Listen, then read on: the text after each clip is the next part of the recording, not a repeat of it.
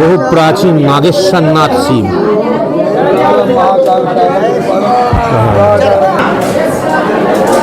বহু প্রাচীন ত্রেতা যুগে প্রতিষ্ঠিত নাগেশ্বরনাথ শিব মন্দির।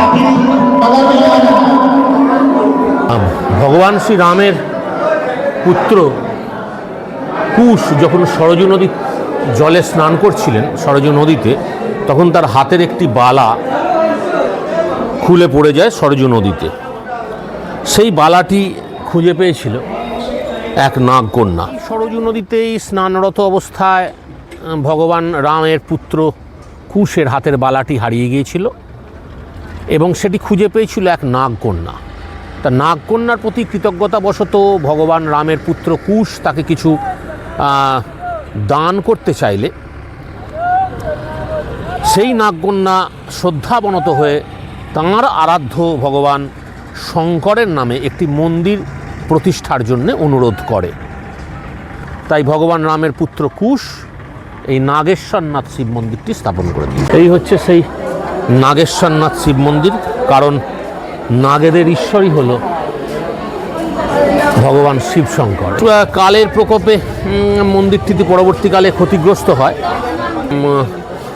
নন্দবংশ, কুষাণ যুগ, শুঙ্গ যুগ পেরিয়ে গুপ্ত যুগের কাছাকাছি সময়, গুপ্ত সম্রাট বিক্রমাদিত্যের সময় এই মন্দিরটি কিন্তু ভালো অবস্থায় ছিল। পরবর্তীকালে তা ক্ষতিগ্রস্ত হলে 1750 সালে সফদরজংয়ের মহারাজা নাভেল রায় মন্দিরটিকে পুনরায় প্রতিষ্ঠিত করে দিয়েছিলেন।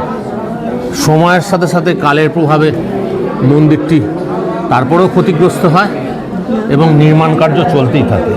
এখানে শ্রী বেদসার শিবস্তব লেখা রয়েছে, পশুনাং পতিং পাপনাশং পরেশং গজেন্দ্রাভ্যকৃতিং বসানং বরেণ্যম জটাজুট মধ্যে স্ফুরতাঙ্গ বাড়িং মহাদেব মেকং স্মরামি শরাণি মহেশং সুরেশং সুরার্তিনাশং বিভুং বিশ্বনাথং বিভুক্তাঙ্গ ভূষং বিরূপাক্ষমিন্দ্রে বর্ণী ত্রিনেত্রং সদানন্দ মিদে প্রভুং পঞ্চবাক। অযোধ্যা রেলওয়ে স্টেশন থেকে মাত্র 4 কিলোমিটার দূরে হচ্ছে সরযূ নদীর তীরে এই নাগেশ্বরনাথ মন্দির অবস্থিত।